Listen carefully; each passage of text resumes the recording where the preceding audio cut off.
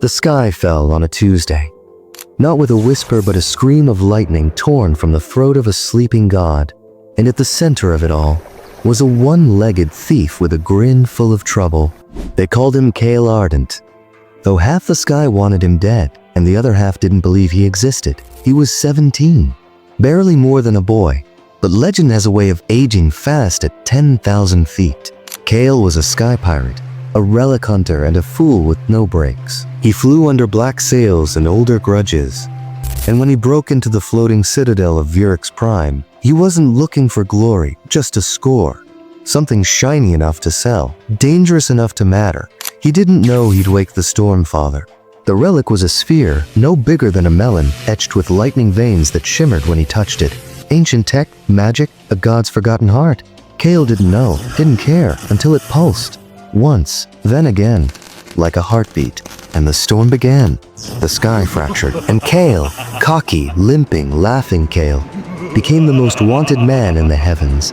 The world of Aerthos wasn't built on Earth. It was carved from clouds and chained together by wind bridges and desperation. 1,000 islands, each floating in the endless blue. Above, the crystal veil shimmering with secrets. Below, the churn, a seething storm ocean no one returns from. And in between, chaos, empire, sky lords with fleets of thunderships, pirate scavengers, cities made of brass and air. Kael had grown up on the rusted decks of Lowspire, one of the gutter islands, where the rain tasted like oil and you slept with one eye open for raiders or rot. He learned to fight with a blade in one hand and balance with the other. His left leg, gone in a crash when he was 10, was replaced by a steam-forged prosthetic. A gift from Captain Morrigan, the sky pirate queen who raised him. Morrigan taught him 3 rules. 1. Trust your crew. 2. Trust your gut. 3. Never ever steal from the Skylords. The moment he touched the relic, Vyrix Prime's alarms screamed like banshees. He barely made it out, leaping from a crumbling platform onto his wind skiff, the Broken Crown. But the sky wasn't done with him. The Stormfather woke, a titan of thunder and fury, forgotten by history and buried in myth. It had been imprisoned in the clouds for millennia, its mind sealed within the relic Kael now carried. And it was angry. Lightning struck across Aerthos, islands cracked apart, sky lanes twisted into impossible spirals. The old magics returned, wild, unbound, and furious. And Kael, he started having visions. The relic whispered in his sleep, spoke in riddles, showed him futures that hadn't happened yet, deaths that hadn't occurred, wars not yet fought. And it gave him a choice: unleash me fully or be consumed. Kael ran to the edges of the map, to outlaw ports and forgotten skylanes. He sought answers from storm priests, relic hunters, mad monks who lived above the veil. They all said the same thing: the Stormfather wasn't just a god, he was a reckoning.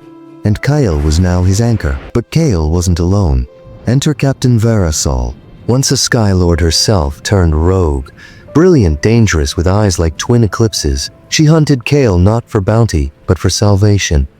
She believed the relic could stabilize the storm, seal the god, save Aerthos, or destroy it. She offered Kael a deal: help her reach the Sky Spire, the ancient spire at the world's heart, built before the fracture. And maybe, just maybe, they could shut it down.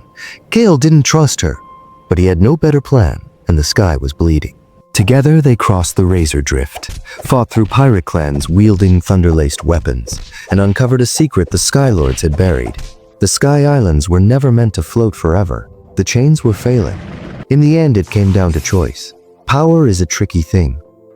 You hold it too tight and it burns you. Let it go too soon and others pick it up and use it against you. Kael stood at the Sky Spire's summit, relic in hand, storm god roaring inside his skull.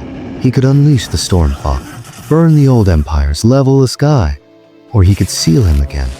But it would cost everything. His ship, his crew, maybe his life. Kael chose the third path. He tricked a god. He fed the Stormfather half the truth, bound him not to Aerthos but to Kael himself. The sky would be spared, for now, but the storm would live inside him.